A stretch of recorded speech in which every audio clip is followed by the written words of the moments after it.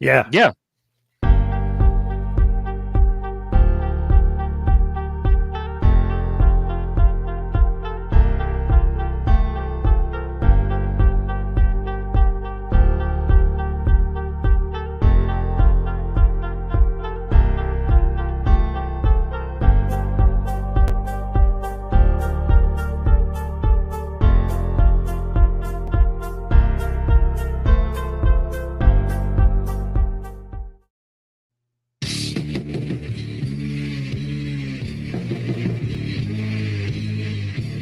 And now, Jabroni Studios, in association with Big Herm Productions, is proud to present to you, recording from an undisclosed location in Oakdale, Connecticut.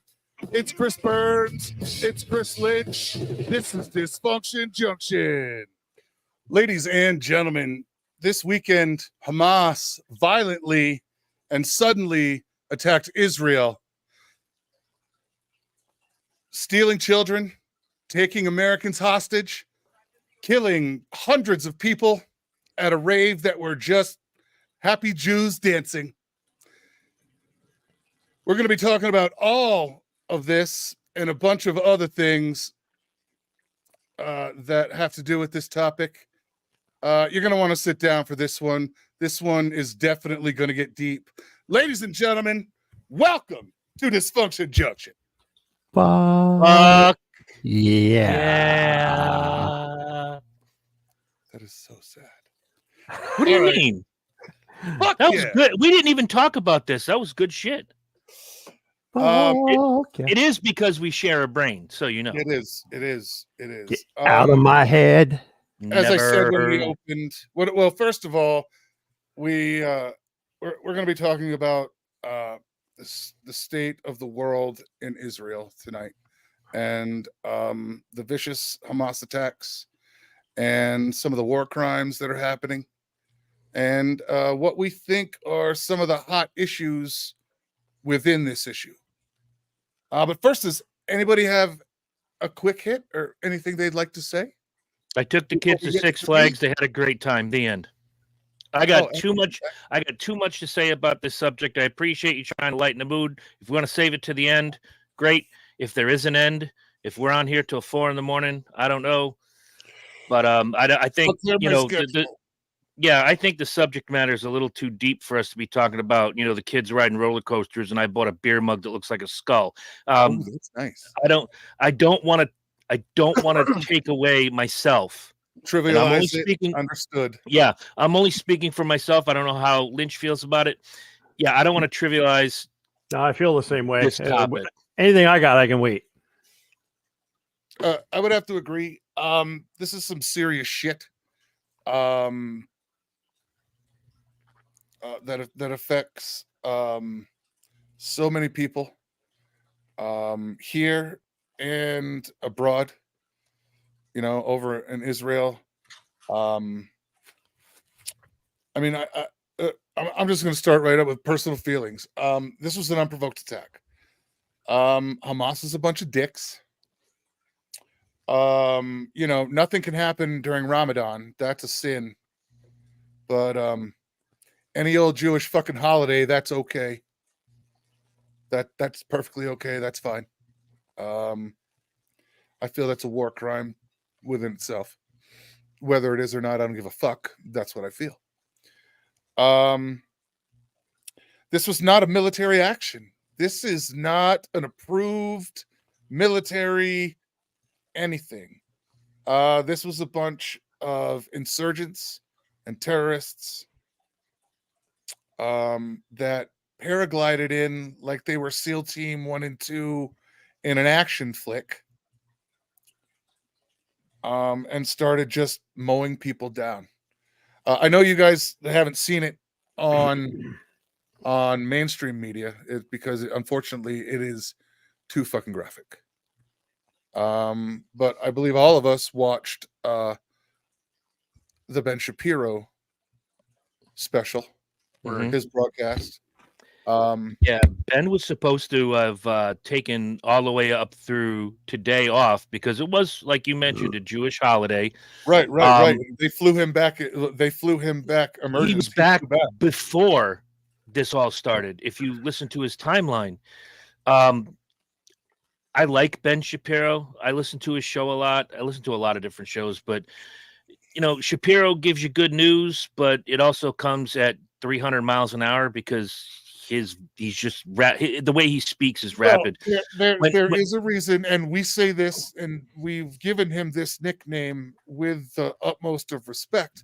Right. Because of that speed, we refer to him as Jewish Beavis. No disrespect, but he does talk fast, like when Beavis drinks a 6-pack of root beer. Yep. So when he's go ahead, please. I'm sorry, I didn't know. No, go ahead. I was just going to say that name is out of love for us. Right. We like Mr. Shapiro. I had heard about the attacks. I hadn't heard, obviously because legacy media wants to hide, certain things from you, and in some cases, rightly or wrongly. To see this was terrible, but to hear his voice crack with almost every word he said. I was listening to the show driving back from Vermont, and I got about 15 minutes in, and I stopped. I had to do the same thing, dude. I got to go and watch this. So I when I got home, I was going to take a nap, but I gave him that 48 minutes. And I watched it on Daily Wire Plus. I am a subscriber. That was me, not to interrupt, but that was me. I watched about the first 10 minutes of it. He got about as deep at the first time he told you, I'm going to make you look at some things. And I was like, I need to send this to my motherfucking TV. I need to see this in 80 fucking minutes. I was on the, and sent it to the TV. Jen sat next to me for 45 minutes just.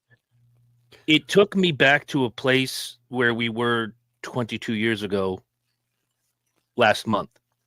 Yeah. True, it didn't happen on our shores, but it happened nonetheless. No, but I can see this. This is their 9/11. This is their unprovoked horrible attack. And to go back to Herm's point, because it bears repeating, this wasn't a military act. This was mass murder. This was, they cut through the wall. Yeah, they took out some soldiers. Yeah, they took out some cops. 80 different places they blew through that first wall. And then cut through the steel wall. That's the second layer. And in their reign of terror, I guess you would call it, it was mostly civilians. I will point to two things and then I'm going to throw it to Lynch. To watch that, I don't care what you're listening to. If you're at a music festival, you're there to have a good time. And they showed this one kid's, he's filming it with his phone like we all do. Check it out, I'm doing this. And you can see them paragliding like Batman. Like in the distance, like dot. Yeah.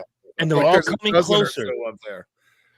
So right, it looks like a scene out of a movie. Like they're letting like G.I. Joe is coming in, and that's how they start it. They see the G.I. Joe in the that's and then So as these people are getting shot at and slaughtered, and some are at the time lucky enough to get to their vehicles and try to drive away, they've blocked off the entrances. Hamas has blocked off the entrances and shot them in their cars, torching some of these cars, taking the women, throwing them on a truck.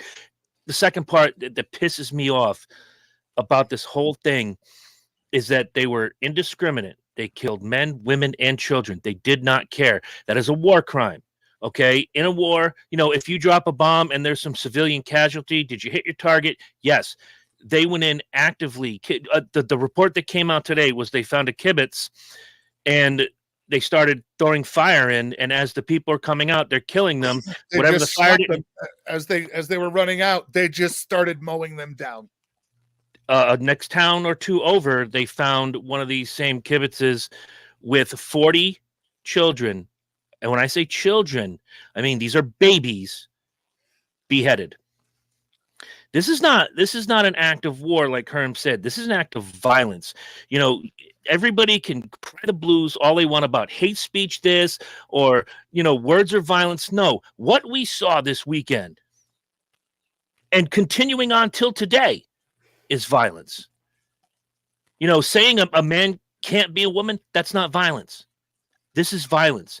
These people were really, truly victimized. This is literal violence. Literal. This is what the term means. And to take it one step further, if somebody feels because I don't think their way, they're being victimized. No, these people were victimized. This is why words matter. Okay. And for anyone on any level, at any stage of life, to walk around and think, oh, because you don't affirm something means you're victimizing me, or you're treating no. What you saw in Israel was violence, and for no other reason. To people what they did to people. Correct. Did you see the shot? Not to get off and Lynch. I'm almost done. When they killed the soldier, he's already dead. And they grab a garden spade. They're stomping on his face to start, and then they try to behead him with a spade. A gardening spade. Yeah. Not like a shovel, like one that my wife would use to plant a little flower. Mm-hmm. So, Burns, I'm gonna lead in here by saying that picture I sent you guys this afternoon. I'm gonna talk a little bit about this Ilhan Omar. Fuck her.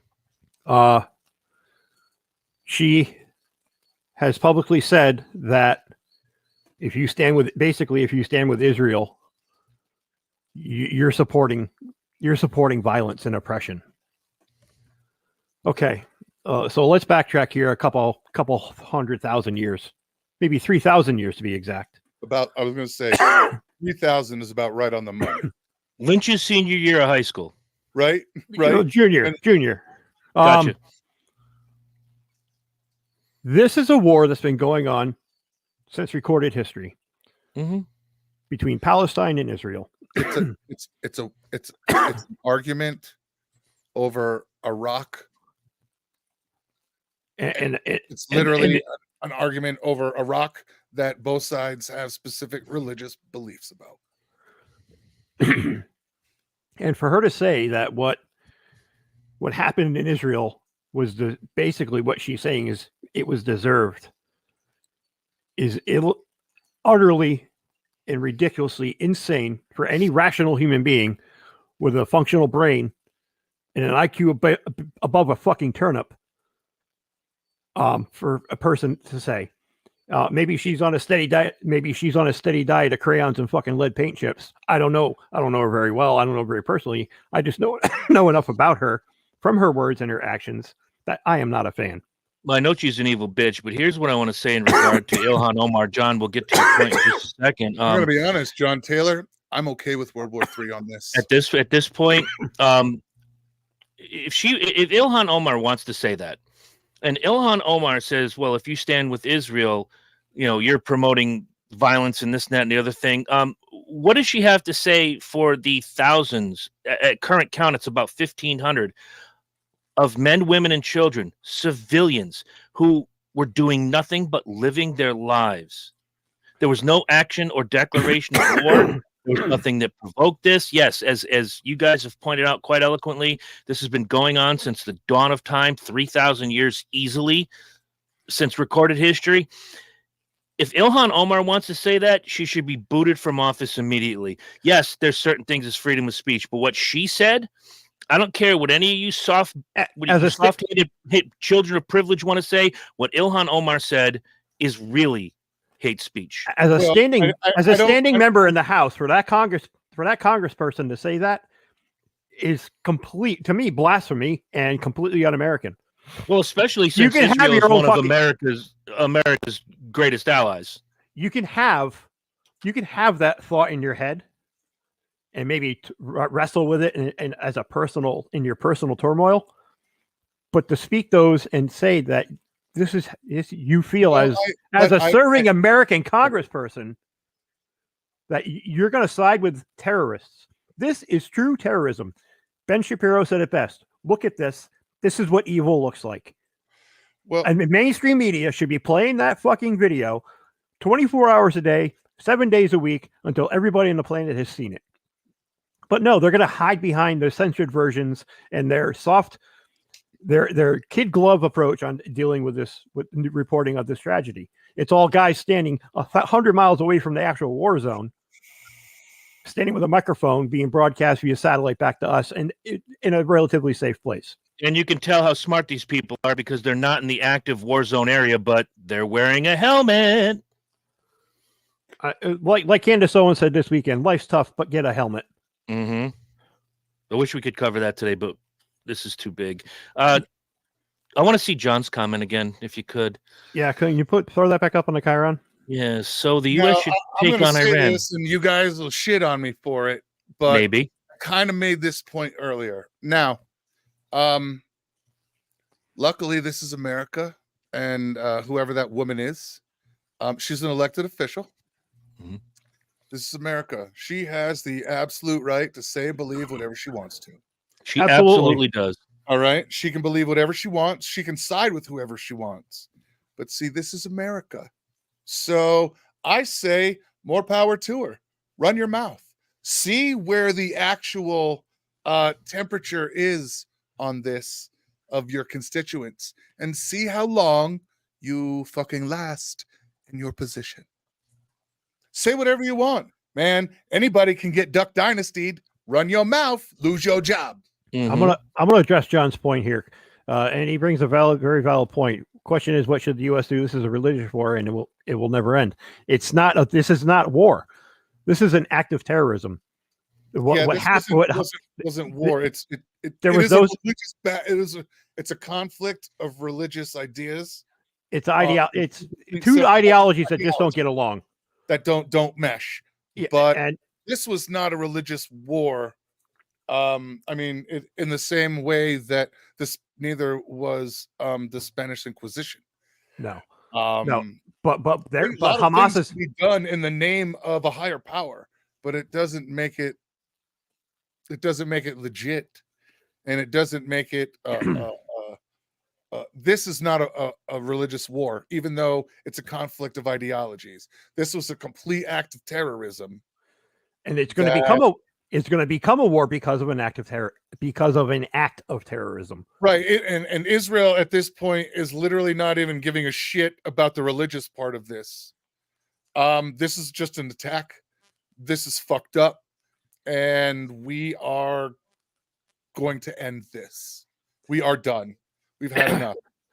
And Israel has been one of our strongest allies for the last 50 years. I mean, we have supported them financially, militarily. They let us park a lot of motherfucking planes there. They have been key to successes and some of our failures in the Middle East conflicts that we've had to deal with in the last 30 years. But nonetheless, they are an ally of ours. And for at this count, 11 of dead Americans who were just there living their lives, like Burns said, enjoying themselves, having a good time. That it's American blood spilled on Israeli land. It's the same blood as the Israelis who died there.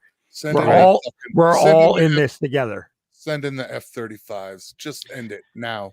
The thing, and again, I point back to I'm a father of a young lady. And to see the one image of the young lady who had obviously been brutally raped, she was bleeding through her pants, to be loaded onto a truck, and she was paraded through the streets, and they were actively cheering as if, they'd just won the World Cup. No, that has nothing to do with religion. That is barbarism. That is evil personified. Well, and what the image that really, really made my stomach turn, and I'm not just using a phrase. It was the dead young lady in the back of the pickup truck, laying down, face down, naked. Half naked, face down, with her legs in a completely unnatural position. Mm-hmm. And they're just cheering. At that point, I had to stop the video, give myself a couple of minutes to kind of compose myself, and much like you guys, put it on the big screen. Because I had to make sure my gun was across the room because I literally wanted to just start. Dude. On the screen. And there's very few things in my life that I've seen that anger me that much, 9/11 being one of them. This is right up there with that kind of feeling, that gut reaction of what the fuck are you people doing? This has to stop. We have to stop this. We have to end these fucking people. Well, that's go ahead. That's I'm sorry, Israel. That's Israel's plan. As much like I said, the BBC interview that my coworker heard was when an Israeli military figurehead said, "No, we're not gonna stop until they're gone." And the reporter said, "Oh, when they retreat? No, when they're gone, completely gone off that brings completely gone off the face of the fucking planet." Before you go further, I saw a video later in the evening yesterday with the Israeli president Benjamin Netanyahu, who and basically echoed those sentiments, but at the same time, he knows he has to be, I'm a diplomat. I have to say the right things. I can't say anything that will further escalate, even though the escalation has already been there. He basically said the same thing in a nicer way. He was telling you to fuck off in a way that you would enjoy the trip to get fucked off. You would shake his hand and thank him for his time and allow you to speak to him when you left. Go fuck myself? Don't mind if I do. That's called tact. And he used every damn bit of it. Every bone in his body's worth. And that kind of brings me to my next point, which is before I heard this, I have an immense respect for the Jewish religion. As both of the people on this panel know, I have I am not big on organized religion at all. I have big problems with some of the things with Catholicism and a bunch of other religions just because they're used as a form of government. I honestly think that the Jews got it right when with their religion. They know that the man and the woman bond is important. Their rabbis are allowed to get married, have families, procreate, all of those things that are natural. The problem, my problem with the Jewish people is that they're like,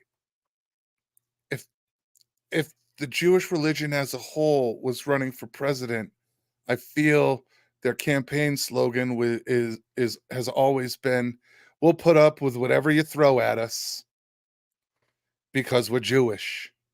Well, they've had to throughout history. And that's our thing.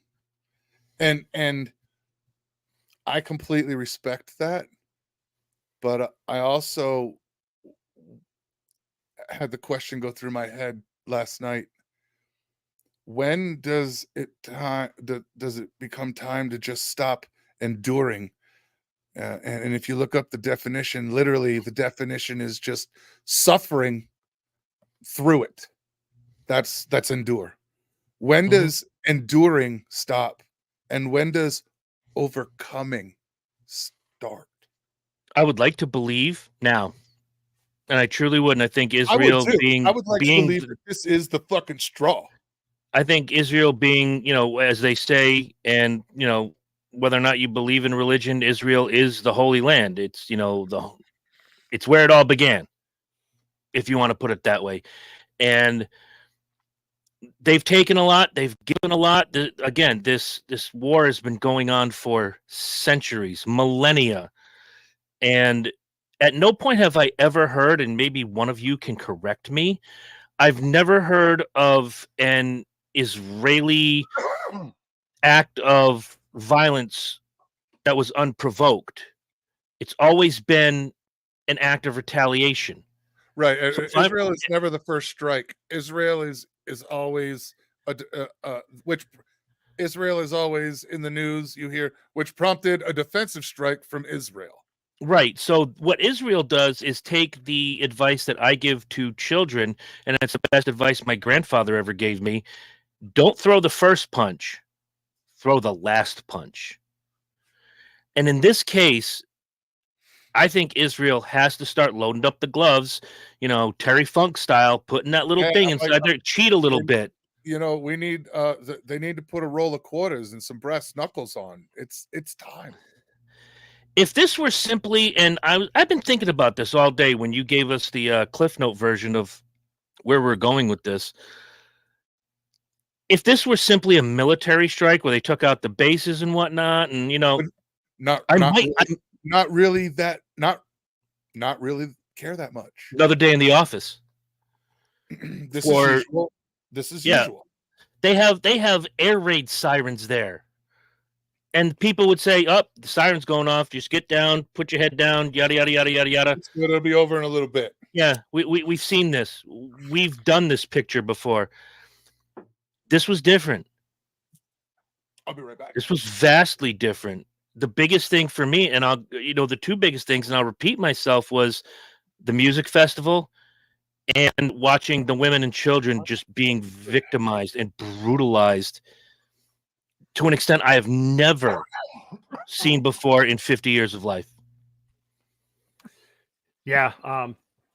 The biggest problem I have is the children.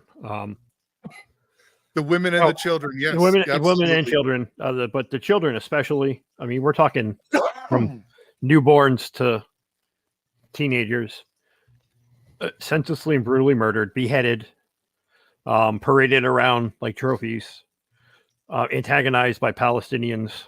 And the poor kids are in a daze, standing there. Oh yeah, are my parents dead? Is my sister dead? That video. Oh, that video there. God. And the girl, the little girl starts to cry, realizing that she's never coming back. She's not hurt. She's dead. She's in heaven. Maybe she's better off, she said. And the little girl to have the wherewithal to make that statement. Maybe she's better off. Fucking kills me.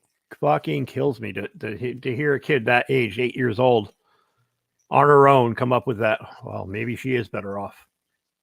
Maybe she's better off than not being tortured, raped, right, sold into sex slavery.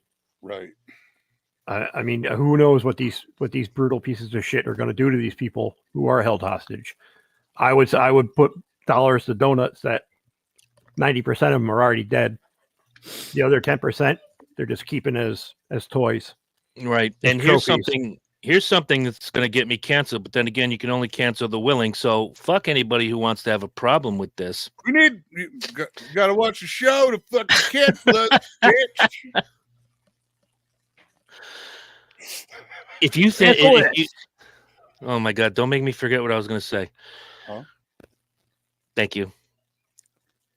To the fact that we look at something like this and people still like Ilhan Omar or, several of the things that popped up, whether it was in New York City or London or anywhere, that are basically saying, it's fine. Don't worry about it. They've had this coming. These children did not have it coming. For those of you who missed what yesterday was here in the United States, it was Columbus Day. No, Indigenous Peoples Day. Shut up. Still love you, always have. Yesterday was Columbus Day. The holiday formerly known as. This isn't Prince. Let me finish. Damn straight. Nothing. You have people that want to condemn Christopher Columbus for things they say he did, whether he did them or not. You can read this book over here that says he did. You read this book over here that says he didn't. Whatever the case. Things that he did were completely okay in that era. Having said that, everybody wants to talk about the United States of America, how terrible they were. They had slaves. From the beginning of this country till the emancipation of the slaves, we were the country that abolished slavery the quickest. Now, if you really want to read, we were the country with that used slavery for the shortest amount of time. Correct. Now, if you really want to get into the nuts and bolts and we want to say, oh, the poor Native American people, yes, the poor Native American people, but the poor Native American people have been warring since the dawn of time too. And we're savages just as much as these people in the Middle East. Yes, read the books. That you can go to any Native American museum around the country. They will talk about the war. They will talk about the wars they fought. And during a war, yes, I understand that you do what it takes to win. Understood they did what they had to do, but I not everybody understood the reasons why. And no, I get it. It literally came down to food. Food. Yes. It's food. I get it. But Survival. at the same time, when you kill the men, You take their women, you take their children, you raise them up to be your warriors. It's kind of the same thing they're doing over there now. Yeah. I'll give it to you. I'll give that to you on a very just let me. The point very is, broad equilateral equation. It doesn't make it right. No. Now, people want to talk about, especially with Columbus Day, Indigenous Peoples Day. I called it Monday. I had to work. Some of it, I took it off because I had to bring the kids back. You know, you want to decry this? Find me one person, starting now, that hasn't committed some sort of sin in their life. Ever. And if you're going to look at someone from, I don't know, that guy's lying. 1600s. He's lying. He's lying through his ass right now. I was there. Pointing over to the comments section, but this guy right here is sin-free. Horse shit on a stick. I was there for 90% of them. Anyway, that's true. Shut the fuck up. You can look at things however you see fit. If you start condemning people for what they did that was societally acceptable way back when, through a lens now, you're not doing it right. It's like, forget if the guy that cured cancer eventually, because cancer is still a big thing and it's October, so Breast Cancer Awareness Month, please donate where you can. If the guy who eventually cures cancer, they find out maybe he had an unpaid parking ticket, or one time he maybe smacked his wife once in the heat of an argument and he'd been getting smacked around himself, banged a hooker, took some cocaine. And we're not talking about the first son here either. I was going to say, that sounds like my 19th birthday. You take it and you weigh it on a scale. Now, people will point out Columbus wasn't the first person here. Yeah, I get it. But he wasn't the last person. You know, he just happened to find this world. And if you want to talk about, colonization, okay, you really want to talk about that? Do what the folks in Israel do. Live in a little village, live your own little life. Forget about all the beautiful things that you have in this country because of the advances that folks that came from everywhere, whether it was Europe or India or China or Japan or anywhere else. Well, colonization is not a bad thing. It gave you the life you live right now. Shut the fuck up. Once I hear that word and where it comes from, the people it comes from, you look at them and they're the first ones that say white privilege, colonizer, you're a colonizer. Blah blah blah. And what are they doing? Where did you come? I don't do that stuff, but where did you come from? Hi, I'm on my little gimmick phone, and I'm calling you a colonizer. No, I understand that, but as not a casino Indian, okay. My Indians don't own casinos. Neither do mine. We're not that kind of Indian, and I don't know who's watching. Right now. I'm sorry. All right, you guys got your own little piece of land, and I get it, but. You're sticking it to the man, but you're still stuck on your little fuck piece of land. And for me, I'm not even talking about. Let him finish, Lynch, please. I'll hear you in a minute, please. Who's native? Like that whole. We'll get off the Indian subject in a second. We got a lot of Israel to cover. We will. It's just everybody was good and fine, and I'm not down about the colonizer, but. It was the Europeans in general, and that definitely didn't agree with what we thought. And even though we respected a lot of things with the land and how it worked and never took too much, that they were savages, but again, based on one society judging another, and nobody took the time to actually learn what the natives actually thought and believed. Mm-hmm. Again, there was no weighing of scales. It was a blanket policy. So my point wasn't even Native Americans, Herm. It was white kids who scream colonization, who look at you and say white privilege. Oh, absolutely. Where the fuck did you come from? I guarantee you, either Germany, Europe. Right, like you're the India, whitest, Africa. Like you're still white. You're clear. Like you are the. You came. You are a colonizer. Colonization. Shut the fuck up. If you don't have any brown or red blood in you, you really don't get to use those words. And that's like the way the white kids stole woke. And what kills me is that when people talk about the Israeli Israeli people, some of those kids were the whitest Israelis I've ever seen in my fucking life. They're not just brown and dark skinned. They don't look like your typical Jewish person. They don't look like your typical person from Palestine or Israel. Habib down at the fucking corner store. These people have multi-generational backgrounds. There are people who were Jews who survived the Holocaust who went back to the Holy Land after World War II.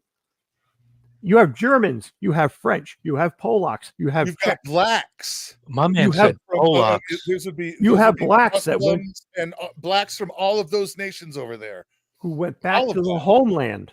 People seem to forget that Egypt and all those places, that's fucking Africa. Sudan, Africa. It's all connected. So yes, there are black Israelis. There are white Israelis. So for you European descendants of Europeans who are here calling us colonizers, go fuck yourself. Because what happened? You fled persecution of religion or whatever the fuck it was. Your family fled and came here. Well, guess what? Starvation or whatever the hell it was. They started some of these Israelis who are still alive, who survived the Holocaust, left a really horrible situation in Europe and went back to the Holy Land. Good for them. Good for them. They went to where they felt wanted and where they felt comfortable. So for all you people out there who want to use the word colonizer, white privilege, check yourself. Do a little research. Look into, do some reflection and self-reflection. Check your family tree, son. Yeah. Mine's got a lot of branches. Anybody brown or red in there? I have a friend. No red wood. I want to piggyback your point for a minute. I have a friend who is darker than dark. Wonderful, wonderful guy. I'm not going to say his name. He asked me not to. But we had a conversation a couple weeks ago in regard to, the slavery thing. And he's got a kid that's going through the trans bit, and he knows how I feel about it. He called me and whatever. And I said, off topic, we got done. We're almost off the phone. I said, can I ask you a question? He goes, sure. He goes, how do you feel about the reparations plan that they're talking about in California? He goes, not one of these N-words know anything about what it means to be a slave. They need to shut up. Again, they're applying 2020. We need to have my buddy Walt on this show. He's a cop in California. He's black, and he's the reddest motherfucker on the planet. My man. These kids look much like you always say, Burns, and Herm. You both say this. You're critiquing a mindset from 200 years ago with 2023 spectacles. I'm guilty of it as well sometimes. We all are. Mm-hmm. But you can't apply the same principles and concepts that are around today to shit that happened 200 years ago. I guarantee you someone in my family owned a fucking slave. I will guarantee it. Oh, it's entirely possible. I mean, if you trace my mother's side of the family, I don't know, maybe Damn not. It, Mom. But if you trace my mother's side of the family, through mom, I'm a direct descendant of Sir Walter Raleigh. Oh dear. Like a direct descendant, like blood.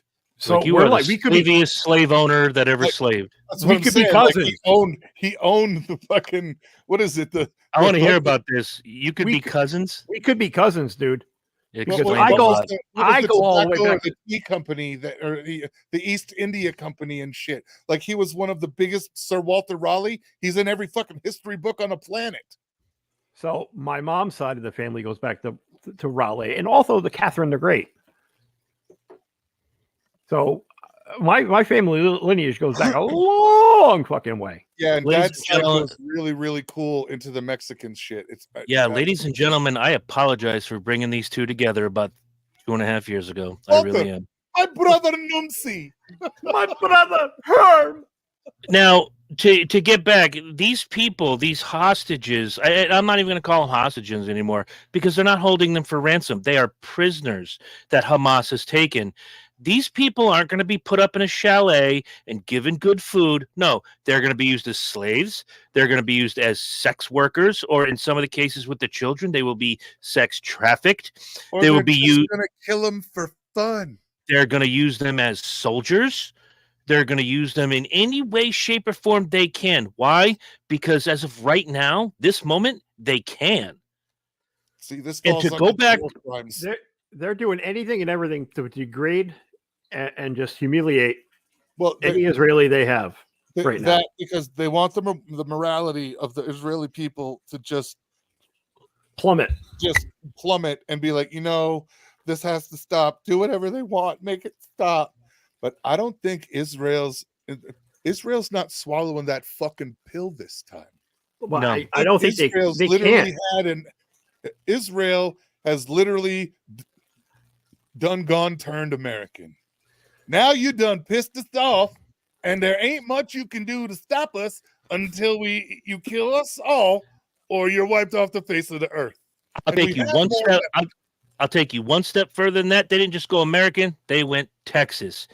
You kill us, we'll kill you harder. Literally, they went complete redneck. There's just a line of NASCARs and pickup trucks waiting to cross the ferry to go to Israel right now. I wasn't gonna say it, but when you said, I don't know which one of you gentlemen said it, take the Gaza Strip and just mow it down. Just send a bunch of rednecks over there. If Herm can't have Pikes Peak, we turn the Gaza Strip into a super speedway. Amen. Welcome to the Gaza 500. Giving the command is.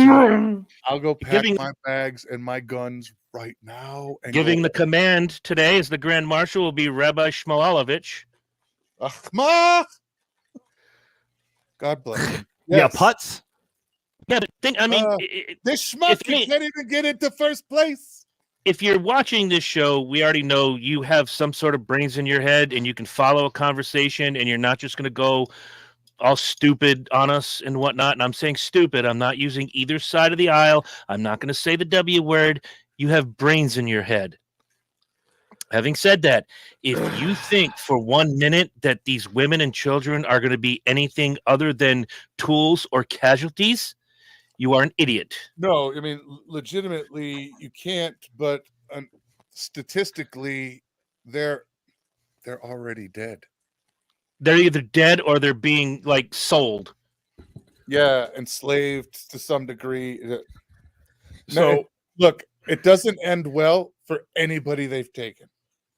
No, there's no storybook ending. Sorry. There's no silver lining. This does not end well. Not for at all. Anyone. So Herm brought up one of his points tonight. I'm going to kind of jump on it now since we're on the topic of support. So it's very delicate how the U.S. handles this in light of what happened 500 some odd days ago in the Ukraine.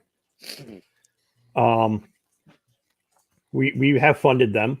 We have sent them a ton of money and some weapons, but no boots on the ground. Slightly different though, and I'm gonna illustrate my point. I'm gonna let you go on. They were talking points because I know how we all feel, and Putin made it clear he wanted to take over Ukraine. The United States said, if you do that, we're going to give them weapons, we're going to give them tanks, we're going to give them planes, and you're going to have a really hard time with this. This is completely different. Right, it's a different scenario. This is not what's happening over in Israel is not a military strategy. There's nothing strategic about it other than they want to humiliate and kill as many Israelis as they can. That's their end game.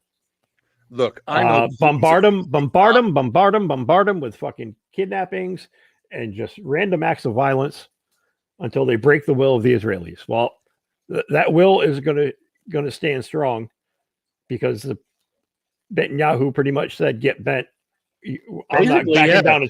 I'm not backing down till you are off the fucking face of the planet."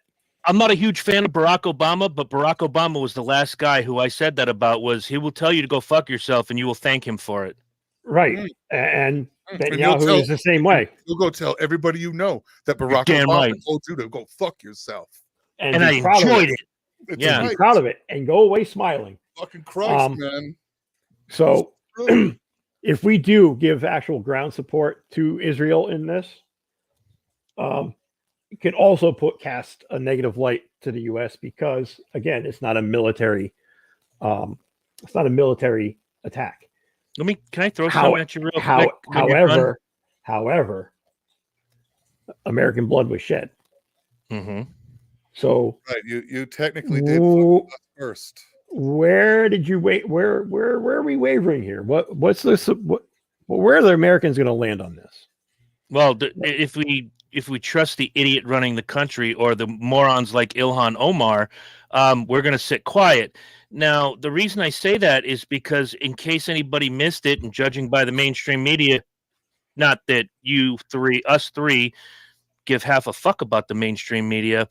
Not too long ago, President Biden lifted the freeze on $6 billion of Iranian money.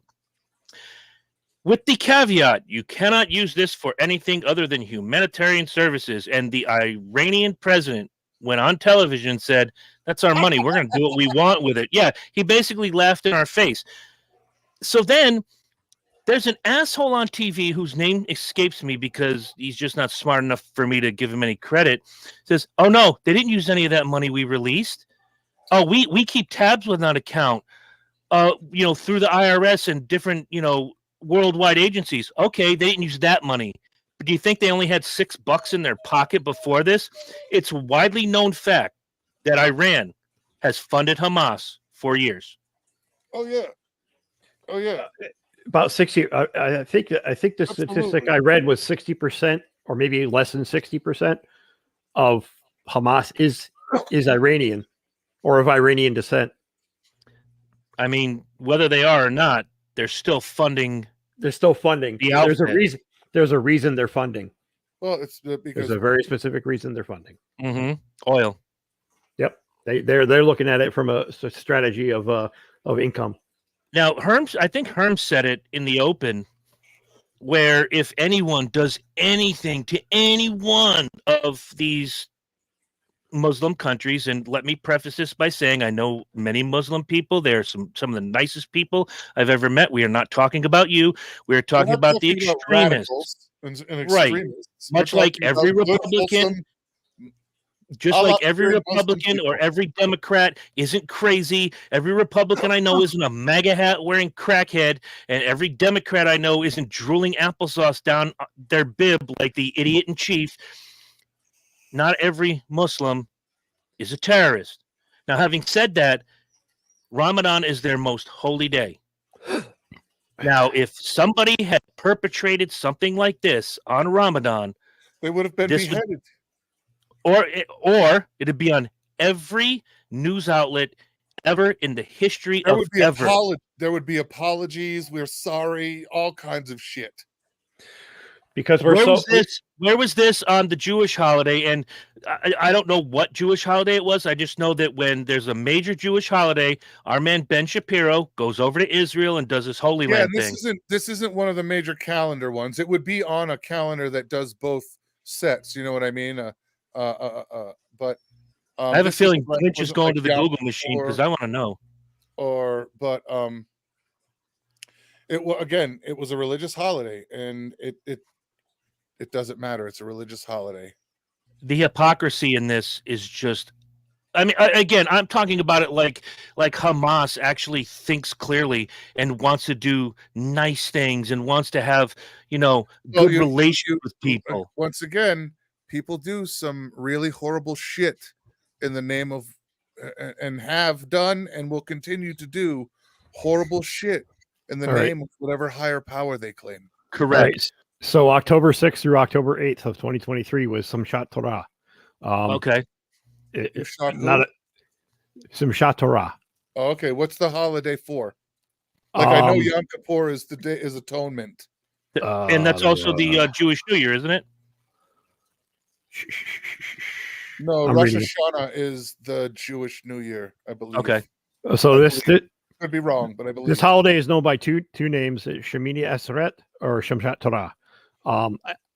Its actual meaning. What is it? I'm looking for. He's trying. I'm just curious. Yeah. Is a Jewish holiday dedicated to the love of God. Together with Simchat Torah, it marks the end of Sukkot festival, which is a day of which the yearly cycles of readings from the Torah ends and a new reading cycle begins. Basically, it closes. It's like a new year. It's a biblical new year. They finish reading the right. It's not the cycle of readings year in the Torah, and they start a new calendar year. Right. It's they basically move like a new book or a new. This is going to sound completely stereotypical, but it's like a Jewish fiscal new year. Right. It ends in October. It begins in October. Right. It's like a religious fiscal new year. I understand. Absolutely.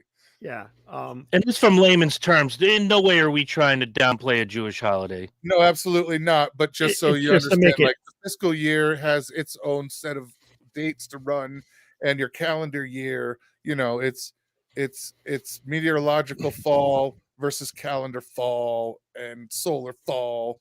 But it's a specific holiday. Hey, JR, what's up? That's a specific holiday to honor something within their religion, and basically their connection with their God. Now, so I'm more of a go fuck yourself for an attack on such a holiday. Yeah, and I said it before. If this had been Ramadan and this thing had happened in reverse, the entire news media would lose their shit. Especially, and I'm not secretive in how I feel about this. The mainstream legacy media is so leftist that it breaks my fucking heart, because I trust a lot. I used to trust a lot of these news outlets, and now it's garbage. However, it's still a religious holiday. So what you're saying is your religion, my religion, is better than your religion. That's it. That's what Hamas is doing, and basically killing and raping people. Nice job, guys. So back to what the fallout would be if we actually send military over there. Do you think people will scream, well, what about Ukraine? Or will people kind of fall in line with the train of thought that we the three of us think? They're kind of need our help. I think it depends on who you ask. And in this situation, I am going to break it down, because there are people I've spoken to in the last few days in regard to this that sit on both sides of the American political spectrum. And those that are not heartless will say, of course we should send help. With Ukraine, they have quite a military. They just needed some assistance, and we sent them plenty of assistance. I mean, we also left $13 million of equipment in Afghanistan when the drooling dipshit pulled out too early. I'm sure it's not the first time somebody said that about him, but Hamas, yeah, I love Hamas on a nice falafel. Yeah, see, I could see dipshit McGee saying that. However, let's put it this way. If we don't send help, are they really an ally? That's the way I feel. I mean, if you have a friend in need, you help a friend in need any way you can. See, to me, I would never say that Ukraine was an ally to us, because of the state of the Soviet Union prior to the breaking apart of the Soviet Union. Mm-hmm. I mean, what was once Russia is now Kazakhstan, Uzbekistan, this stan, that stan. Well, Ukraine. Here's the question: Israel holds major non-NATO ally status. Mm-hmm. Does Israel join NATO? Again, you have to look at what NATO is and how they were built. I'm abstaining from this question because, well, you know why. Well, no, I'm just wondering. Do they just say fuck it? But there's a lot going on. Just put the application in. Fuck it. Let's see if it happens. We've all been there. You know what? Just send it. If we get it's like applying for a credit card. Let's see if I get approved. Does that happen? Do we? I'm just curious. There's let's be honest. We don't have a fucking Speaker of the House. We can't do shit. Nothing can be done, and parents is another issue. We can want to do all kinds of shit, but right now the Republicans have a very bad timed use of a fucked up rule, and there's definitely a problem with the fact that nobody can get anything done right now. Mm-hmm. Well, Absolutely. See which calls into question. It's kind of odd timing. They find out that United States doesn't have a Speaker of the House, and it happens to be a Jewish holiday. What better time to strike now? They can strike now when we have the U.S. over a barrel. Their hands are tied right now because we can't agree. We can't agree who the next nominee is going to be, let alone agree what we're going to do from here. Because there's no voice. We have no voice right now. And until they find that voice, which I don't think they're going to find anytime soon. Exactly. They don't. You can't go. Show can't go on without the lead singer. Interesting fact. Technically, you don't have to be a member of Congress to be the Speaker of the House. Anybody can be the Speaker. They were smart just for the sake of showboating. They nominate Donald Trump. Somebody already brought that up. His name has been brought up. Jim, is it Jim Jordan or Jeff Jordan? I'm just saying, nominated him. I know how all of this shit works really well. And technically, they could slide Donald in. See, here we go. This nigga just said what I'm saying. The only problem with that is the indictment. Even Steve Landry said, "Good to see you, Steve." No, but even the indictment. Well, the only problem with the indictment is that it takes him away from his duties there. It doesn't stop him from getting elected. I thought I had heard, and I'm not going to take the time. We're already an hour in to look up if you can be the active Speaker of the House with an indictment or some sort of charge against you. This I don't know to be true. If anybody out there knows, please let me know. Let us know, because I thought I had heard that on one of the I can't remember his name now. Fuck, the gray-haired fella on CNN. Yeah, no, somebody brought it up. Cooper, Anderson Cooper. One of the that knows his shit. So I don't think Anderson would have said it if he. Right. He's not one of those guys that, toes the line and just, says whatever, the leftist crazies want you to say. He's not one to talk out of turn. No, he's very much he's straight. Well, at least in his reporting, he's usually the smartest guy on the subject in the room. Right. Usually. In his speaking, I'm not making a joke about him personally. I'll wait till Herm's finished with his beverage. When he's speaking, he's straighter than a grizzly's dick. In his personal life, not so much. But hey, that's your life, bro. Have at it. Live happy. But again,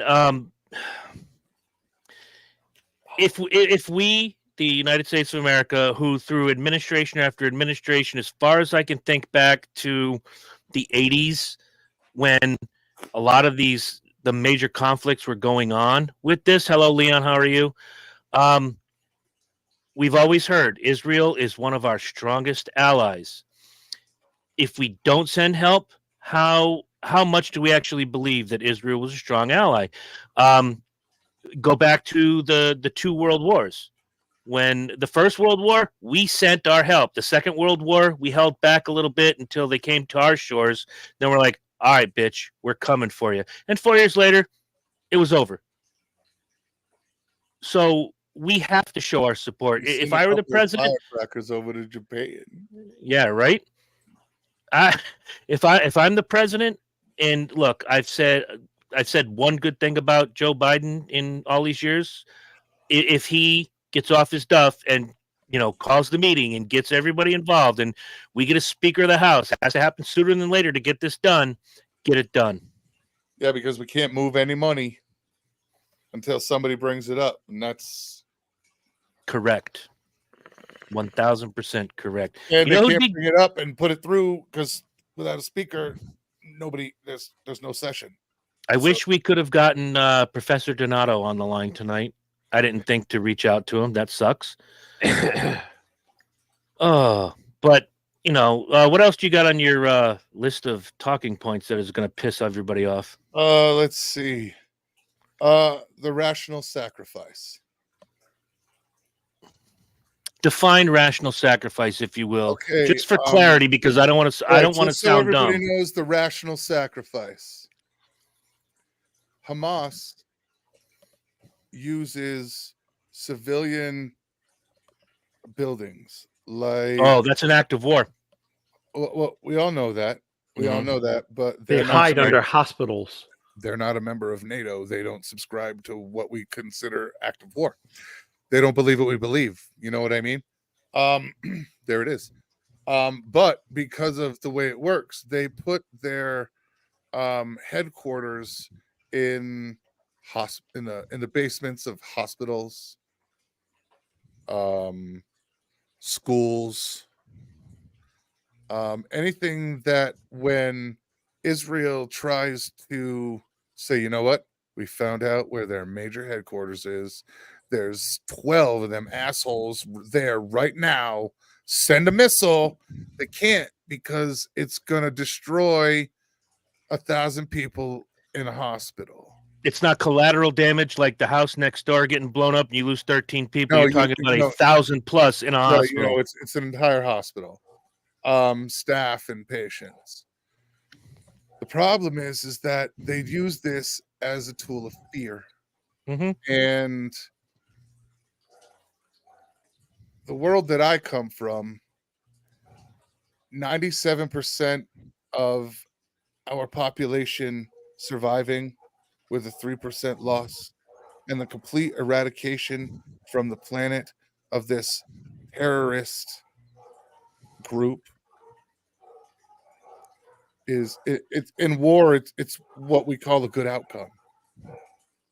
I mean, because this is America, and if the zombie apocalypse broke out, we'd nuke fucking New York to save the rest of the country. We all know it would happen. They'd nuke New England to save the rest of the country. Because in America, it's about a positive outcome and how the numbers run. And unfortunately, to get what you need done, like America does it, you have to let the numbers run. And, 90% of everybody surviving, that's a good day. So how is Israel going to handle, we're just going to have to lose some people, and the people are going to have to understand what is required. And as long as it's going that way, you're fine. If it doesn't work, you have to stop. Now, Mike, the rest of the world kind of already understands that, but we have to remember what country we live in now. There's bleeding hearts that of course don't want a single person to die. Well, Hamas didn't give a fuck about that when they they did not blew up the Jewish rave. That again, I'm going back to that because as you guys both know, let's eye for an eye, bitch. Lynch and I are veterans of many concerts together. Many. You go in there, yeah, of course, you look for the exits in case of an emergency, yada yada. But then you let your hair down, whatever you have left of it. In Lynch's case, he lets his chin down, and we have a fucking blast. At no point sitting in an open air stadium watching Motley fucking Crue 20, 30 years ago. Sailors and automatic weapons. Right. And when we try to leave, if we're one of the lucky ones as we're leaving the venue getting shot and firebombed, no. Absolutely not. This just came across my phone. Remind me to send this to you when we're done. I think it's an article. I'm going to click on it now. Yep, it's an article. Ben Shapiro takes on Hamas sympathizers with a history lesson. This has nothing to do with settlements. They don't have a peace partner. They never have, is the headline. So I'm going to send this to you after the show. Please don't let me forget. Don't forget. You got, thanks, Emma. Emma, remind me to take your school ID out of my pocket tomorrow when I bring you home. We're at Six Flags. When you come home after Six Flags. Yeah, guess what did not happen? I am halfway home and I get a call. Hey, don't forget to take my badge out of your pocket. It's not my badge. What I got to fucking worry about it. Leon, put that up on the Guess you're thing. not getting lunch this week. Right. Well, I sent it today. Put that up on the screen from Leon, please. They're going to have to go in and physically go house to house, building by building, trying to get them. History shows you don't mess with the Israelis. True. That's what we said. We shouldn't really get into a religious war. But, Leon, we're going to bring up something you may not have been here for. This wasn't a religious war act. This was terrorism. There was 1500 idealistic beliefs behind it, but this was not a religious war. No, because you would have taken out your enemy's artillery. You would have taken out your enemy's bases. They went into a base and they killed a few soldiers, but mostly they ran through the streets and just killed civilians. This is no different. This is no different than 9/11. No. True. No different than 9/11 because it was the same thing. It was a bunch of radicals that wanted to cause hate and discontent and kill a bunch of people just because they could. Leon, this is America, and you and I both know that war is good for business. I hate to say it, baby, but this country could use the economic push.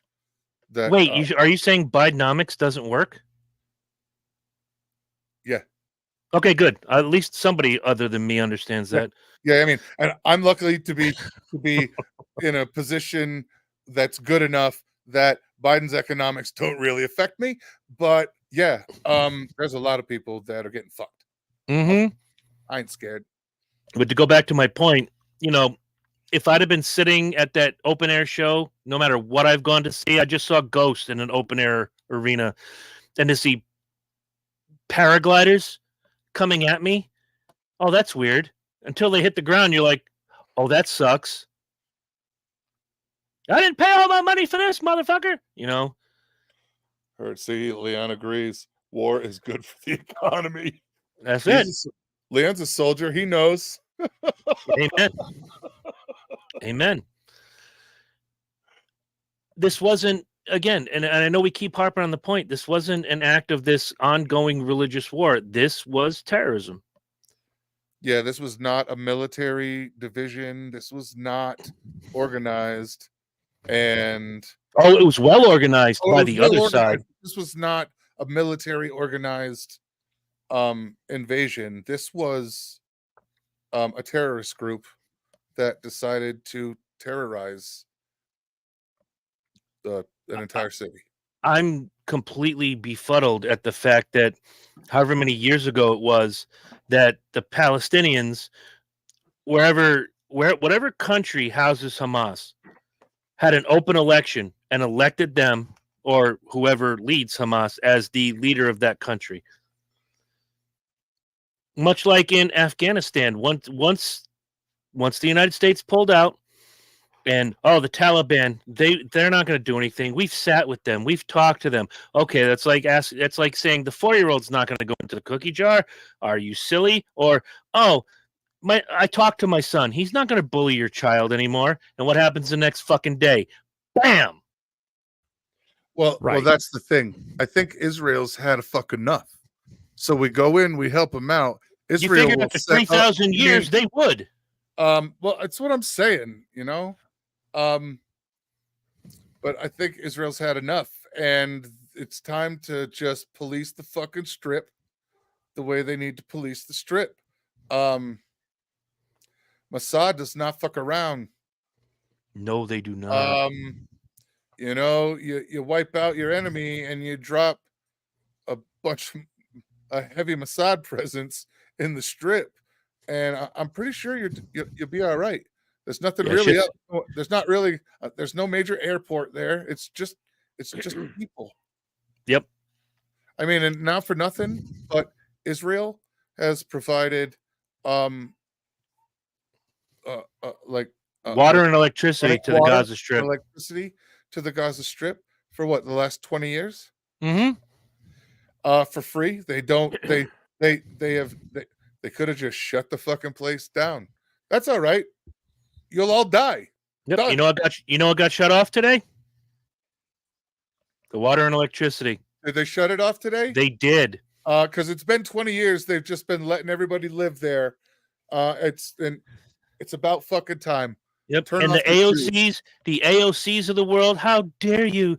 They need food and water to survive. This was a basic accord to say, we're going to do this for you, and you will not let anyone come in and breach this border wall. And what did they do? They allowed Hamas to come in and breach the border wall. If you do something that has a risk and a reward and sometimes a consequence, you have to deal with all of them. There was a deal and there was consequences. They knew what the consequences were. Let them fucking turn to raisins. Yep. Collateral damage, in my opinion, if we want to talk about that. Say you did it to yourself. We had an agreement. You broke the agreement. All right. Turn the fucking water and electricity off. Mm-hmm. I do the same fucking thing to my kid. Buddy, we had an agreement. Turn the fucking... It's it. Right? Where's my PlayStation? Well, there's something to that. Well, it's still there. There's no electricity to use it with. But I cut the cord in half. Good luck. Good luck. When I get my money, I'll give you your cord back. Right? I bought a new cord. It's sitting in my room. You don't know. It's sitting somewhere in this house. You'll never find it. If you do, good luck. But until then, you're fucked. Come on, man. Life choices have consequences. You made a life choice. It's got consequences. Mm-hmm. And I could use that on a lot of different things. But for the sake of this particular discussion, I think Israel's doing the right thing by cutting them off. You know, you allowed this. You allowed this to happen. Well, so Hamas has ousted the reigning Palestinian leadership in Palestine in 2007. And then they had an election where the leader of Hamas was elected. Right. And so it wasn't really an election. It was, I'm going to appoint this guy to be the leader of Palestine. Right. So to look at it from that angle, it's a militant extremist organization. So what they did technically could be declared as an act of war because Hamas is a governing body of Palestine.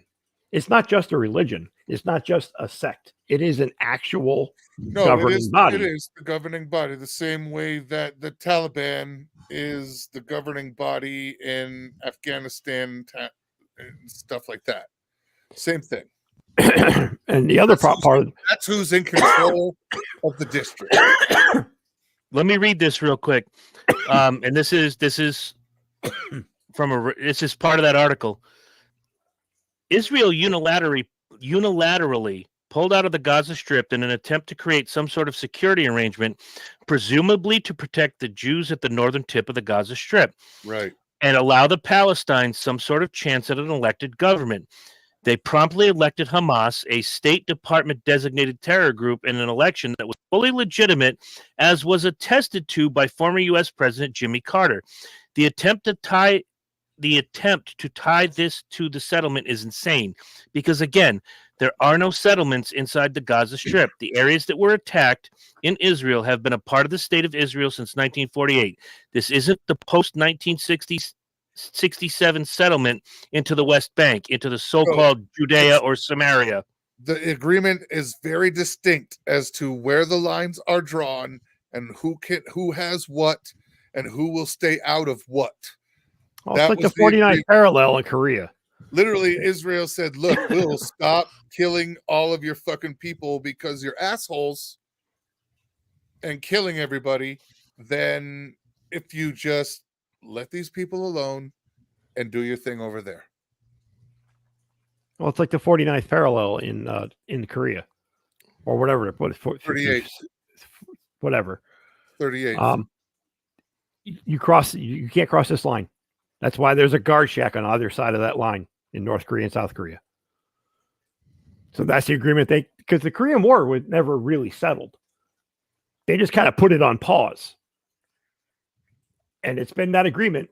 And as long as no government crosses the line, everybody's fine. And allegedly, people are free to cross that line at their will. You, me, and the fence post all know that isn't necessarily the case. You're allowed to pass from south to north, right? But not north to south. Not in reverse. South. Yeah. But it's not it's similar to that, but the problem being is that, like you said, this in the 60s there was a different line, and that line got revised. Then it gets revised again because nobody lives on that fucking on the actual outside of that strip. It's in the uninhabitable. So that argument was blown away from 67. That line is useless. That's just keeping people from crossing on the shore. Once you hit actual Israeli territory, actual physically in Israel, to actual property that can be maintained and walked upon, that's where the line was redrawn. So now you have Hamas pushing that boundary for years. Yeah, they pushed that. So until it got to the time, and it was guys with rocks.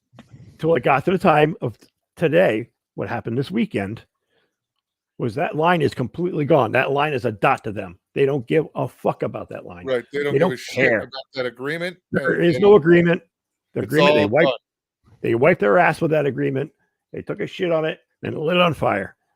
The minute they walked in and paraglided in and started guns blazing and mowing down innocent civilians who were just having a good fucking time. Absolutely. Absolutely. I mean, yeah, it's a religious thing, but yeah, so many other things of Spanish Inquisition, you name it. The religion going forward, I have to say it, going forward, why should the Israelis have any care in the world attacking any of these places where Hamas is in leadership or that celebrate the Muslim culture? And again, not all Muslims, not all Islamic people are bad. We're not saying that, but everybody holds off. Oh, we don't want to do that at Ramadan. Well, they did it during a Jewish holiday. Why are we catering? If I were the Israelis, I'd be like, I don't give a shit if it's Bastille Day. Yeah, I don't give a shit about if it's. But we talked about that earlier, Leon. There are 11. There are 11 confirmed dead that are American citizens over there, and 20 or so missing. I was right, and about 20 or so that are unaccounted for. So yeah, I would give a shit if it's your child's 4th birthday. Send in the nukes. Where's the baby's room? At this point, fuck them. Jam some C4 up that cat's ass and light it on fire. Send them on in. Right. It wasn't a declared or a. It's all right. We'll let you know. We'll tell you what. We'll catch you up. We gave you the 5-second recap. Yeah, we're coming on Tuesday. Fired up on Sunday. Get that fucker cooking. But yeah, I mean, it's horrible, and the Israeli people. Well, I mean, it's the Jewish people. Mm-hmm. It's time to put up or shut up. It's time to not turn the other cheek. Mm-hmm. It's time to not endure. It's time to overcome. Yeah, we might lose some people, and me, and if I was in that situation, you know what, we might lose me. But in the end, we need to stop just sucking this up, and we need to start fighting. And I really don't care if the Bleeding Hearts want to talk about life and love, and nobody give a fuck about life and love. Live, laugh, love. When they parasailed in to an electric dance music festival and shot half to 2/3 of everybody there. Right. And to hear people say your opinion doesn't matter. Right. And to hear people say, hello, Tim, how are you? To hear people say this is a complicated situation, it's not complicated. If you massacre civilians at a music festival, you're the asshole. If you are slaughtering women and children, you're the asshole. Look, I understand soldiers and people of, political what have you, for real. Like, dear Reddit, I parasailed 24 guys into a music festival, and then we shot almost all of them and left. Am I the asshole? Terrorized. Yeah. Am I the asshole? That's yes. Yeah. You are the asshole. Because there is no good human being that would do this. None. No good human being. I hear people say all the time when they get up and they're in a bad mood, I woke up today and chose violence. Nobody gets up unless you're some radical extremist and chooses violence. Well, maybe Herm. I don't wake up and say, you know what, I'm going to punch a baby in the face. No, I would never punch a baby in the face. No, it's never a baby. But no, it's stop it. Stop it. No, I'm going to punch a customer in the face. There you go. But you don't wake up thinking that. It has to happen. Yeah, usually. You get pushed to a limit. And I think at this point, Israel should understand that this is the limit. This is it. There's no more fucking around. And of course there's going to be fucking around going forward because Hamas and those kind of ideological extremists will never back down. But guess what? You picked the wrong enemy because as we've seen over 4,000 years of recorded history, the Israelis don't back down either, and they do it better than you. There's a reason why the Palestinians and the Israelis have been fighting forever, but then somebody new comes in, they get eradicated. But it's always the same. It's always the same ideology, though. Somebody new comes in, they're eradicated. It's always Israel, Palestine. That's the big fight. Mm-hmm. The Palestinians and the Israelis. And this is the part in 2023 where Israel is going to take one of my favorite sayings and turn it against Hamas. Like this is where you fucked around, and you're about to find out.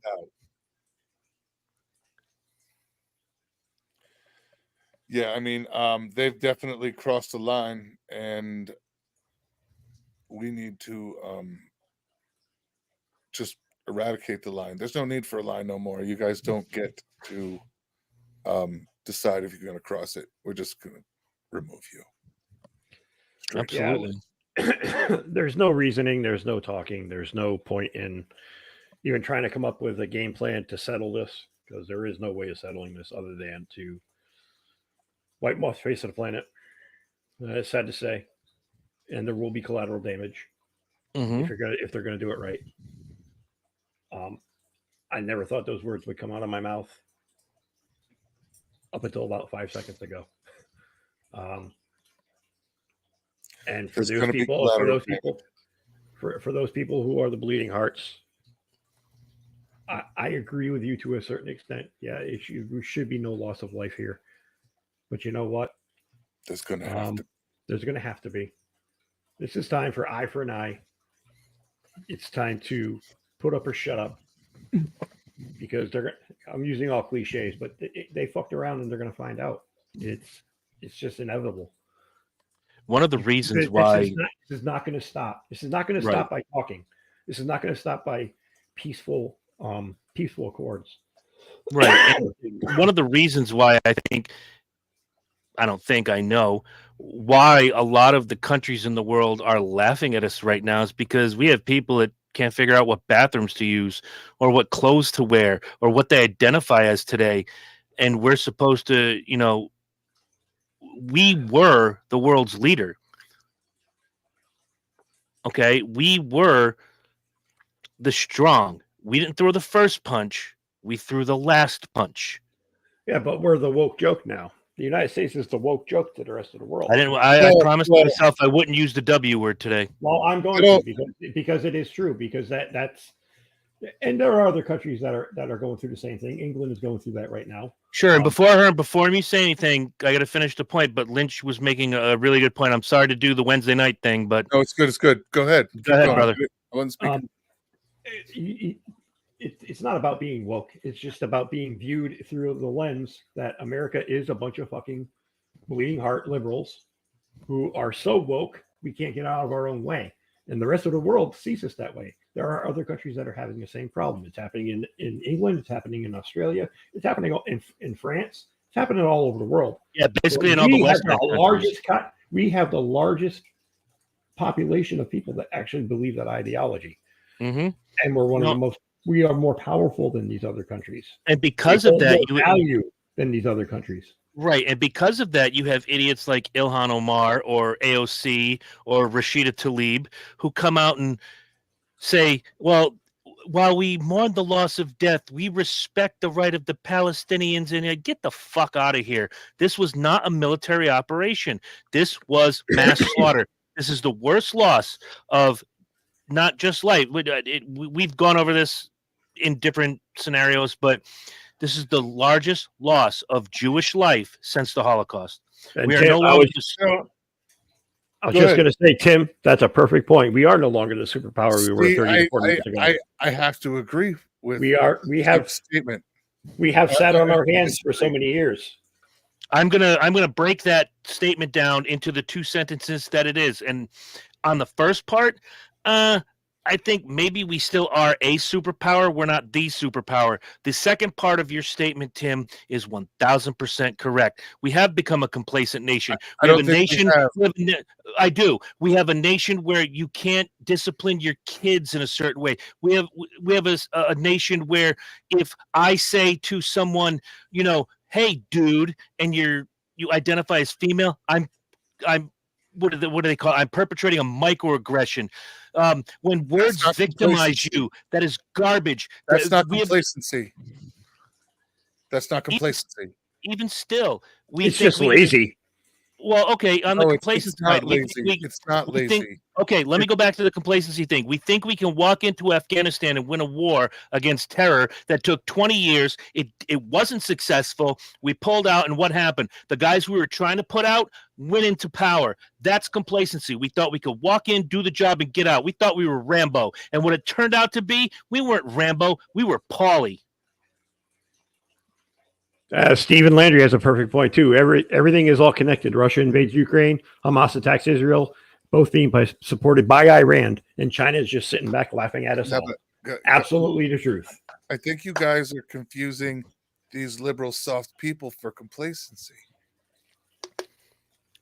They are complacent, though. They think no. Therefore, it is. No. They're not complacent. All right. They just haven't found anything to fight for that's takes any real fight. Okay, you got me on that one. They found things to fight for. They find things every day to fight for. It's just not anything good. Do, but none of it takes any real fighting. It's just it takes crying. There's nobody racking up, all right, in some of the younger generations to do whatever fighting needs to be done to keep the fact that we can say or do or feel or be whoever, whatever person, thing, sex, religion we want here. When my grandfather was 8, there's more people here than just those weaker ones. I will put it to you this way: back in my grandfather's day, God rest his soul, and I want to say it was. Oh God, I got to do the math now. Born here. It was the mid 40s. He was late 20s, early 30s. He wanted to sign up and go off to World War II. They told him he was too old, but he was ready to do it. And who took up that mantle? A bunch of 18-year-old kids, either by draft or by volunteer, and went out and fought a war. Today, an 18-year-old would rather cry in your face because you used a mean word. That's the difference between the America that we know and love and the America that we live in. And I'm not saying every 18-year-old is a crybaby, no more than I'm saying every Democrat is crazy. W word. Well, that too. Or that every Republican is a red hat, MAGA wearing crazy person. The problem is. Go ahead. The problem is they have found something to fight for, but what they're fighting for doesn't fucking matter. No, that's the thing. They're wasting energy complaining about things that really don't matter. Whereas when our parents and grandparents' generations were complaining and crying, they were complaining and crying because they couldn't feed their fucking families. They couldn't find a steady job, or they were coming back from war and being spit on. Yeah, they're not crying because like the they're not crying today. They're not crying because they're They're not crying because their fifis are hurt. They're crying. Right. They were crying because they had actual real world problems. I'm 24 years old. I should be making 6 figures. Fuck you. Okay. Yeah. So when my grandfather, who came back from World War II, and also, by the way, fought in Korea, came back, had to work at a couple pissant jobs before he got his job at Pratt & Whitney. He had to bust his fucking ass before he got that engineering job at Pratt. I'm gonna change somebody's worldview right now. Herm, I'm not changing your worldview, but I'm gonna ask you a question. If I remember things about one of my favorite human beings correctly, didn't your dad fight in Vietnam? 3 fucking tours. Okay. 40 months. And it was the only foreign conflict that I can remember. Of course, this all goes back to actually reading books and not listening to what the mainstream media tells you.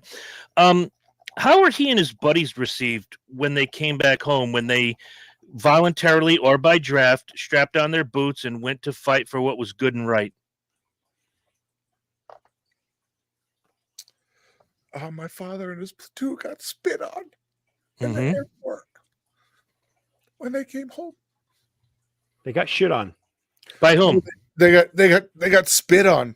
Yeah, they got literally spit on in the airport, and baby killers, all of that. And who was it by? It's by the same mentality people that we have crying the blues today. It's your liberal, let live, love, laugh. Right. And hug a tree.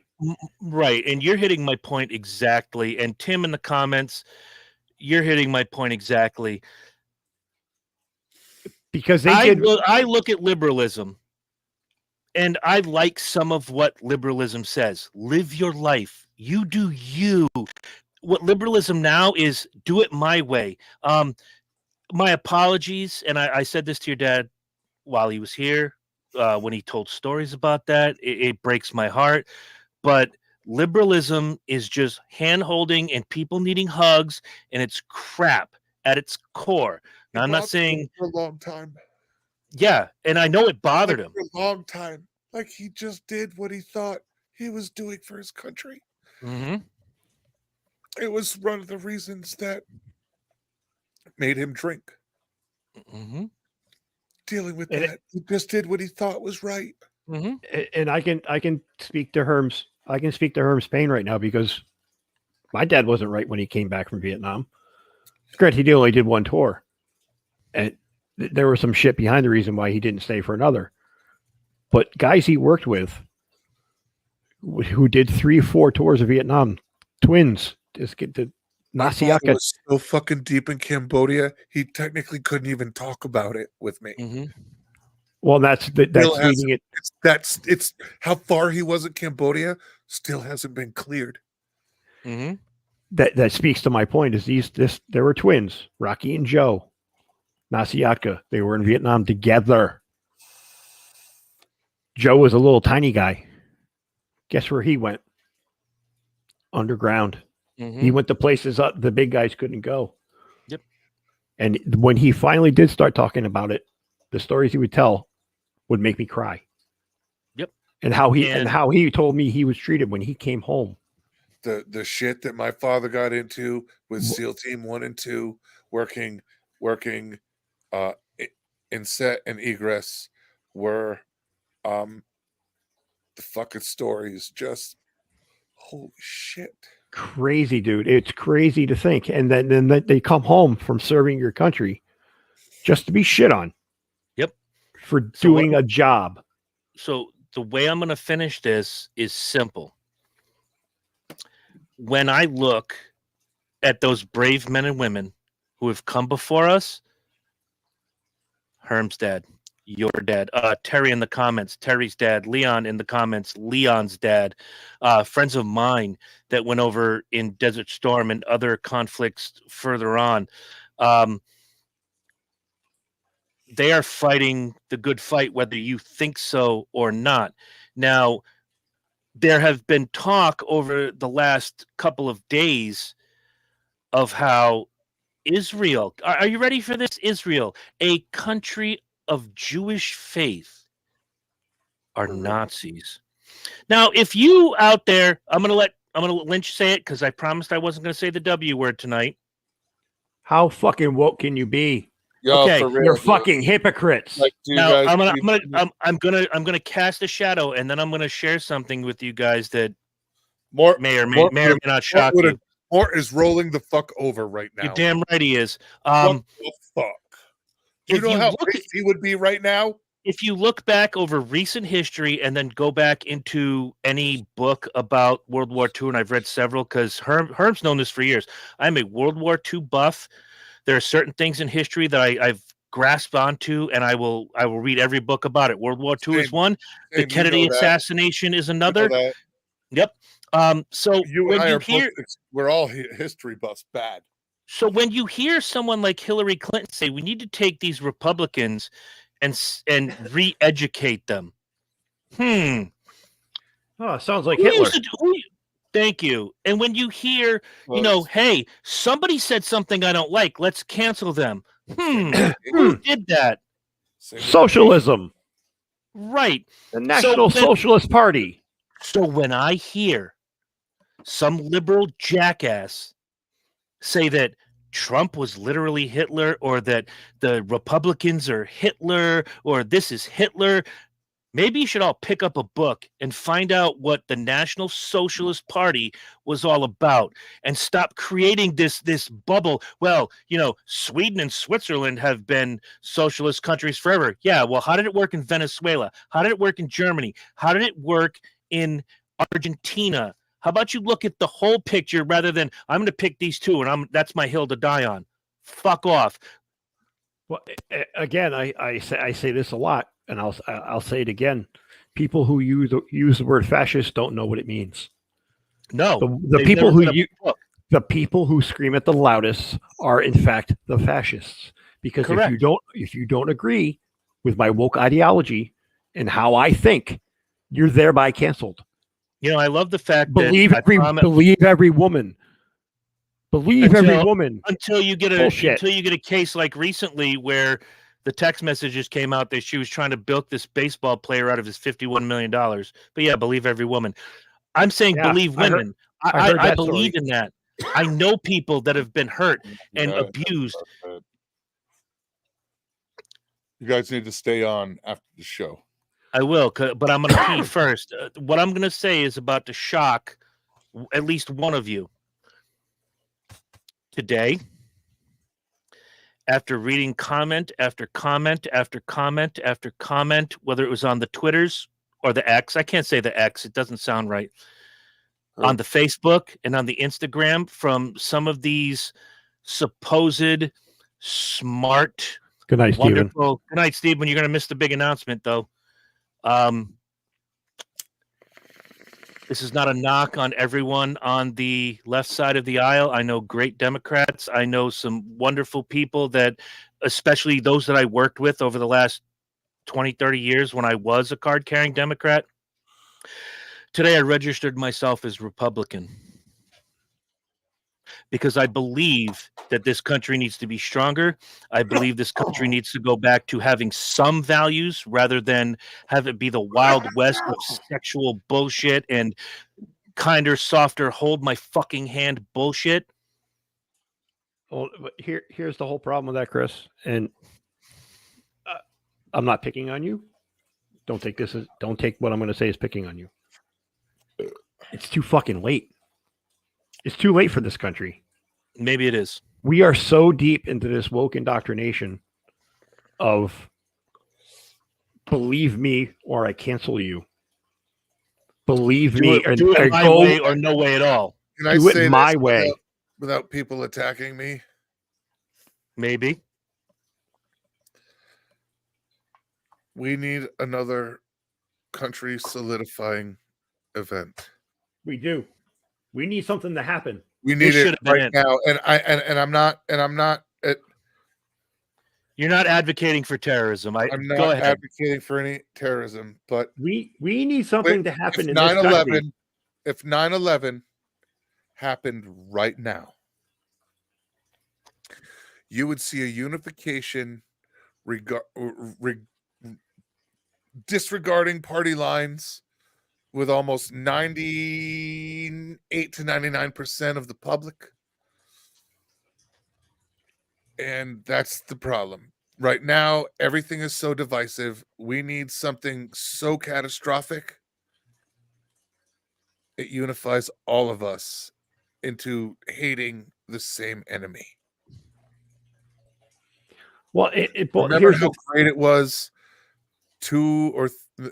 a week after 9/11 happened, and again, I mean, absolutely no disrespect to anybody that was lost in that tragedy. But do you remember about a week after how proud everybody, regardless of color, religion, belief, whether they worshiped a fucking golf ball, everybody was proud to be a goddamn motherfucking American? We need that again. We do, and unfortunately, and I don't know, and go ahead, Lynch. But unfortunately, horrible, unfortunately, we are a country so divided that regardless if it was, even if it wasn't something earth-shatteringly, say just not as bad as 9/11. Even if something like 9/11 happened, I don't see us as a country coming back together because there is a natural division on ideologies because there's no it was W. It was We- W. And the country was split. There is no bipartisanship now. There is no such thing as bipartisanship. There is. We don't want to. There is. We don't want to hold each other out. Yes. And that's the problem. That's exactly my point. Him the fuck out because he agreed to a really dumb rule that as soon as I piss off so much as one motherfucker, that motherfucker can write me out. And that's the problem, because we got what we wanted in our current leader, and it's divided the country even further. And now that rule has brought everything to a screeching halt at probably the worst fucking possible time. So I mean, we've already heard people speak out prior to him that this dumbass one person having a problem rule needs to go the fuck away. It doesn't get anything done. I've said it before, and I'll say it again. I'm no big fan of quote unquote mean orange man. Everybody knows who I'm talking about. I'm making fun of the bleeding hearts now. I'm nobody's fan of mean orange man. President Orangutan. Right. President Cheeto Hands Mini, whatever the fuck. Her little Cheeto hands. Heard. What I am a fan of is the fact that this country was doing so much better when he was in office, and I am no fan. And I've said it publicly and privately on this show, in small rooms and in large rooms. If he could have just kept his mouth shut, he'd still be in office today. It was nobody would have this derangement syndrome against him. Well, and it all happened. The whole country started going fucking crazy midway through his term, 2018, with the Me Too movement. Well, it kind of started before, because I remember on my old show, we did an election night thing, and we did it for 4 hours, and it came to the point where we're like, okay, guys, we're going to bed. It looks like Hillary's won. Not all the states are in. I guess we'll find out in the morning. And you wake up in the morning, you're like, wait, Trump won? The Cheeto won.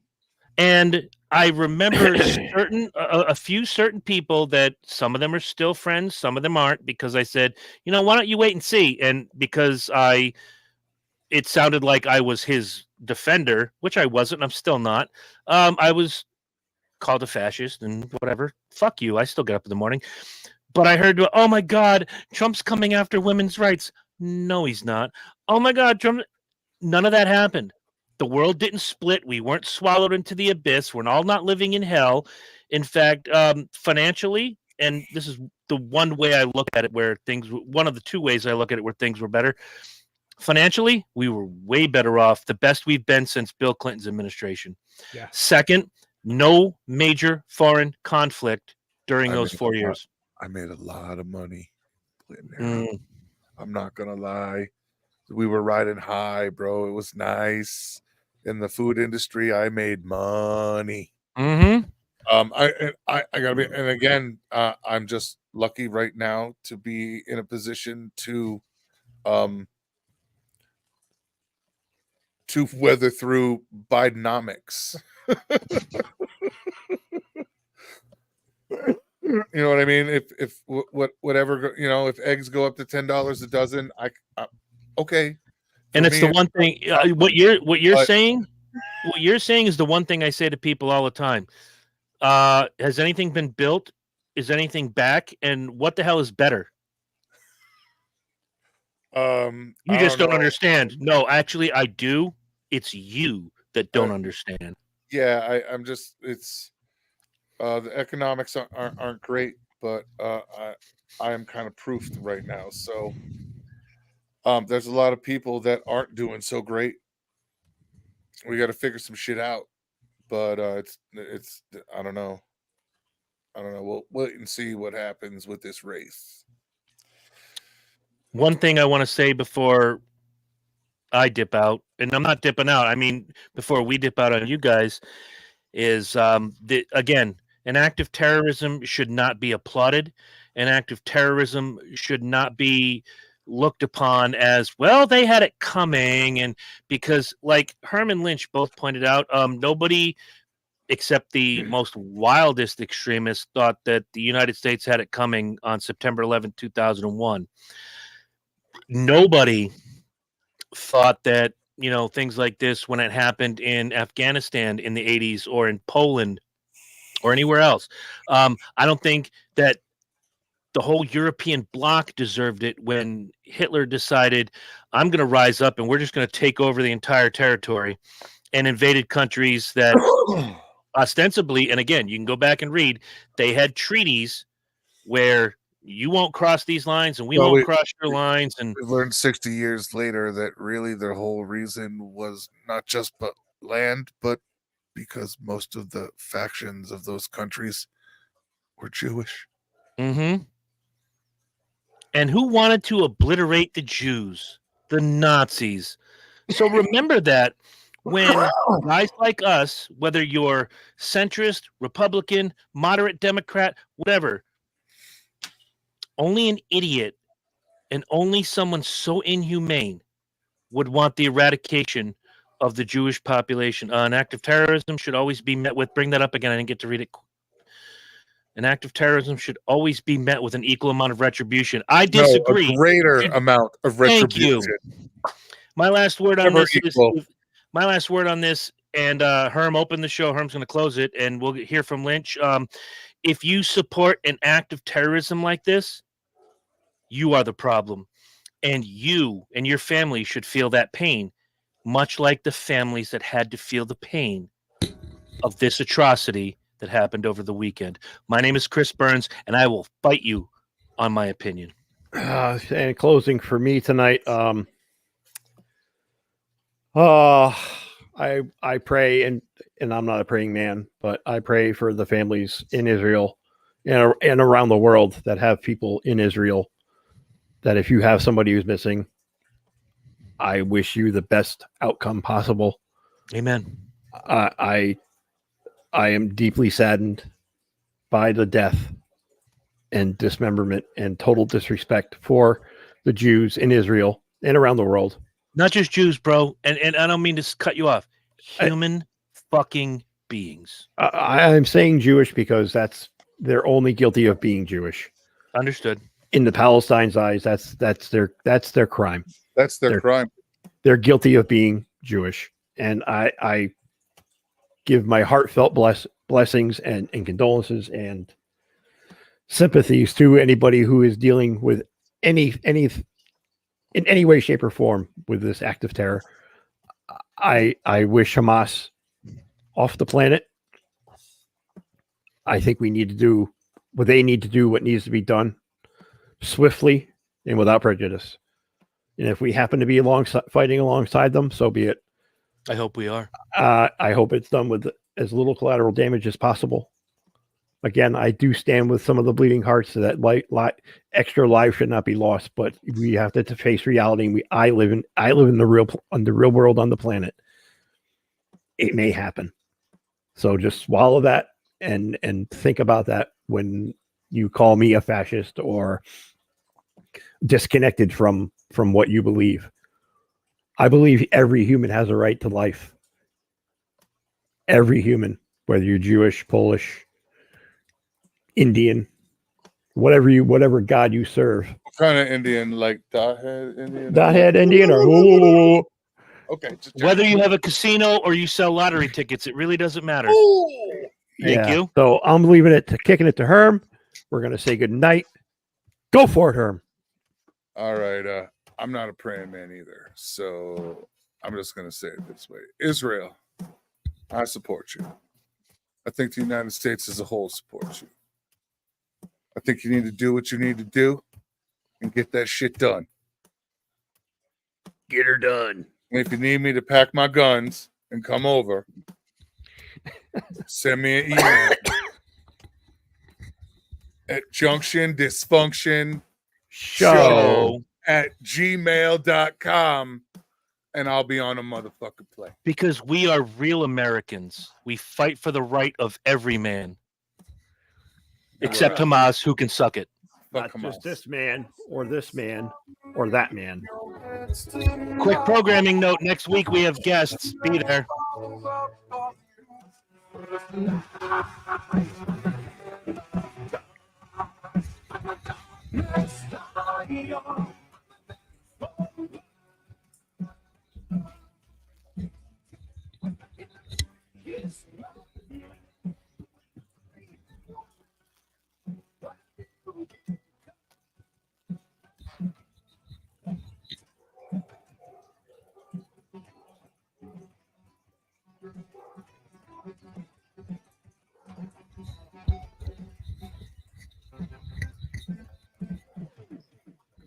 God bless you, Israel. Knock, knock. Who's there? Bye-bye, Hamas.